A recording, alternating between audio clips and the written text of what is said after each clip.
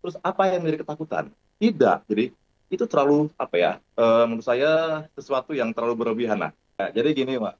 Kalau ketakutan terhadap TNI akan bagi kursi ABRI seperti dulu zaman Orba, ini menurut saya sesuatu ketakutan yang terlalu berlebihan lah. Hari ini silakan didata berapa jumlah sih prajurit TNI yang pernah hidup dan meninggal di zaman Orde Baru.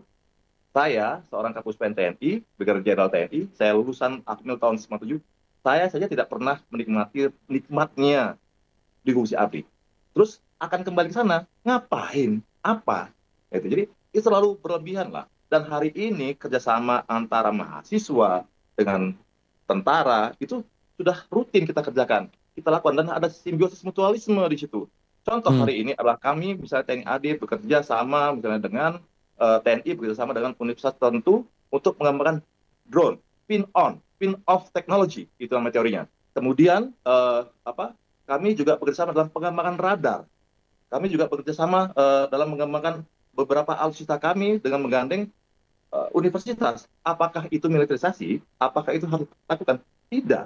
Dan kami juga sering mengundang beberapa teman-teman dari mahasiswa misalnya untuk datang ke institusi TNI untuk berdiskusi, fokus group discussion, datang ke akademi TNI untuk kita berdiskusi, melaksanakan seminar.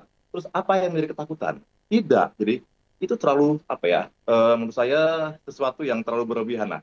Kalau Mbak Binsa itu dia hanya memonitoring di wilayahnya, bukan kampus, soalnya bukan kampusnya, di wilayahnya ada kejadian kematian, kedukaan, kecelakaan, dia juga harus tahu kan ada equal sosbud Hankam yang harus dia catat di situ.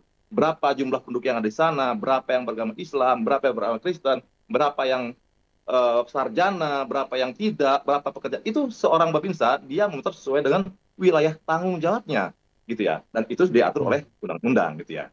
Jadi saya rasa kalau apalagi dikaitkan dengan revisi undang-undang TNI, itu menurut saya terlalu berlebihan. Nah, hari ini kalau kita jabarkan undang-undang TNI itu sudah jelas ya tugas-tugas TNI itu apa saja. Justru Oke. pembatasan kewenangan tugas-tugas TNI dalam Undang-Undang Nomor 34 Tahun 2004 atau Undang-Undang Nomor 3 Tahun 2025.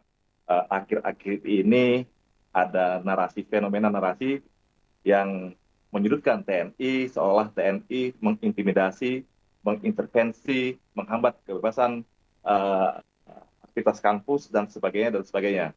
Tapi yang perlu kita jelaskan di sini bahwa kegiatan-kegiatan Babinsa yang di UIN Wali Songo, kemudian di Dandim yang di UI, janganlah berpikiran bahwa TNI mengintervensi atau mengintimidasi.